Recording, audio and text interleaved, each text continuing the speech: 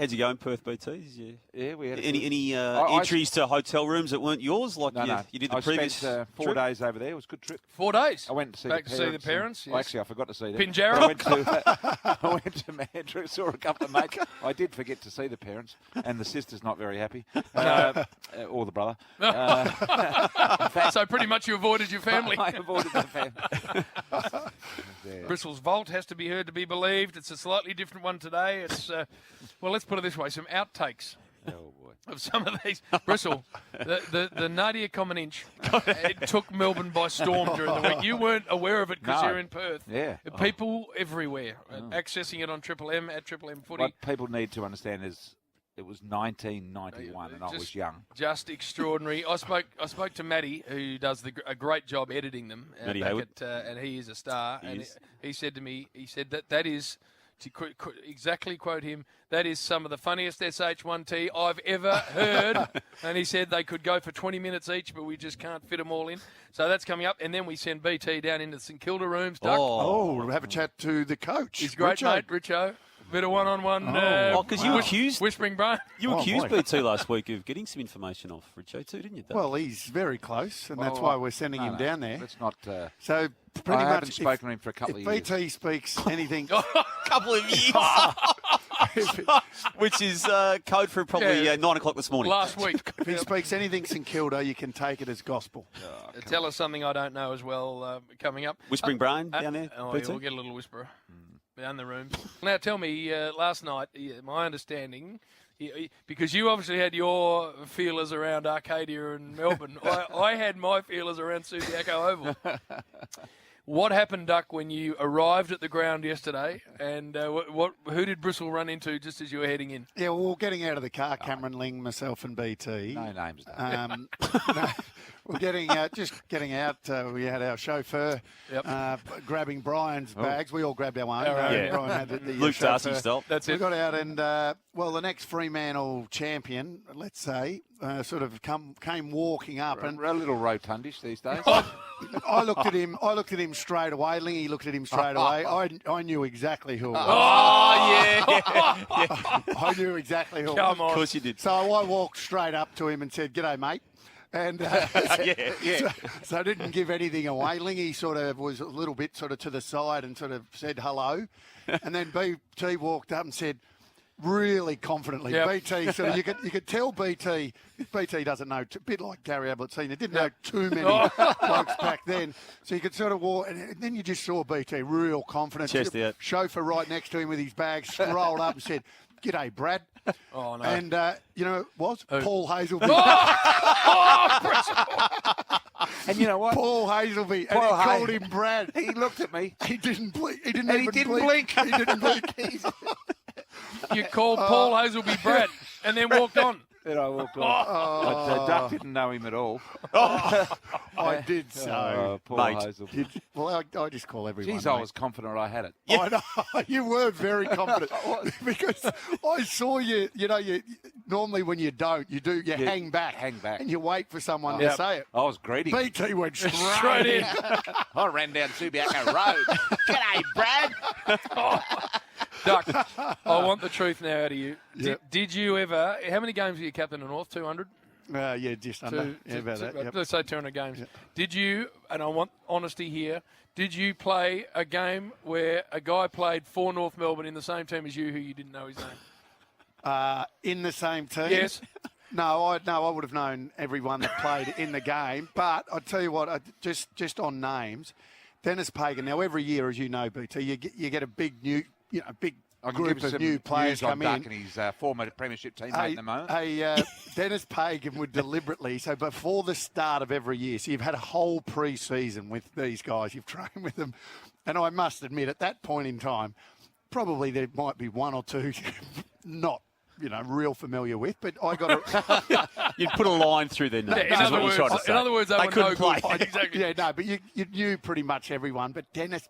Every year did it to Mick. He'd say to Mick, he'd be sitting there, all the new guys, and this is what was embarrassing because we're all sitting in one little room in the little sort of not a big auditorium like they have now, squished into this little room. And Dennis would just go, "Hey Mick, Mick Martin. Mick Martin. What's that kid's name?"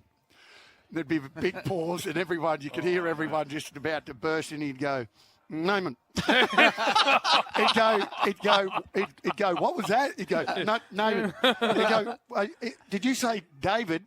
His name's Michael, Mick. Mick would go, I meant Michael.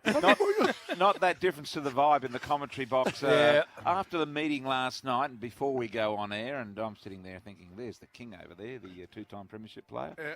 And I'm looking a little bit further to his left, about 1.5 metres away from the king was the other two-time premiership player and former teammate of Wayne Carey, Peter Bell. Yes, very fine player. And I noticed that in the process of the 6 hours that were at the ground, that they didn't utter one word to each other. Really? This is a little unusual for former teammates. Not that there was any dislike or anything. I just think they had nothing to talk about.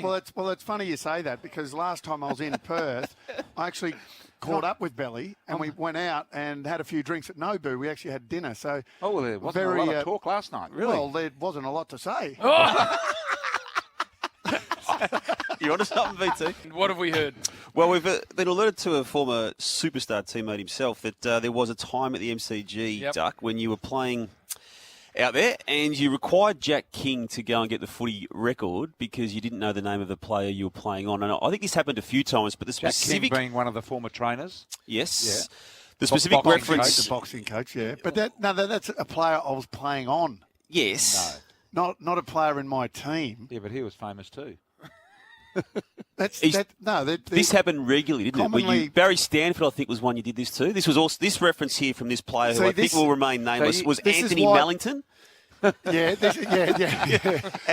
And it was such a regular occurrence that Jack King used to say to you, when you called Jack out, he'd go, yes, Duck, I'll go and get the record because you don't know the name of the player you're playing. Well, that's what that's called mind games.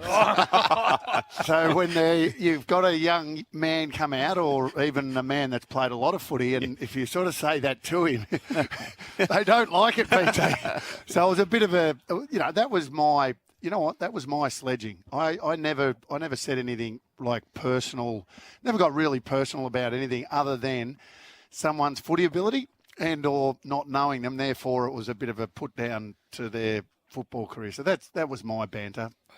We do know this, Bristol, because... And was that Corey McKernan, by the way? I'm not saying anything. John Sam Newman. Yeah. It was captain of Geelong. He didn't know many. And in those days, the umpires used to come down and the captain would introduce the players to the umpires. And Sam got 3/4 of the way through and then looked at this bloke and looked at the umpire and then looked back at him. And the player had to introduce himself to the umpire because the force didn't know his name.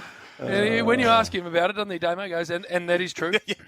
Well, Gary, we all know that Gary Ablett was the absolute best at not knowing names. Yep. And even Lee Tudor, apparently, plenty of stories when Lurker went down there. Now, Lurker was a very good user of the footy and started hitting Gazza a couple of times. Apparently, Gaz went up to Billy at one point and said, hey, who's this curly-head kid? He can play a bit, this kid. I got to say, I go down to the rooms sometimes now. Yep. And when the players' numbers aren't visible, I go, who the hell's that? I mean, last night, for instance, they were all sitting with their numbers to the wall, and they said, that's Sam Butler. Oh, good, that's Sam Butler. And I said to Sam, because I didn't know who the other players were sitting there, I said, you mind introducing me to the guys? And when they're in casual gear, it's impossible. Yeah, You've got no idea who any of them are. The amount of times Bill and I are on the top of the red carpet at the Brownlow. Who's this coming towards us? I throw Bill under the bus every year. I give it, who you got over there, Willis? He's like, but even though our game, isn't that amazing though? Even though our game is it's saturated throughout the media and photos and interviews and TV and radio and all of that, BT, in person, there's still probably only 4 or 5 absolute guys that if you walked up to in the street, you go, I absolutely know who he is or who he is. But others, half of the Western Bulldogs, they're a premiership team.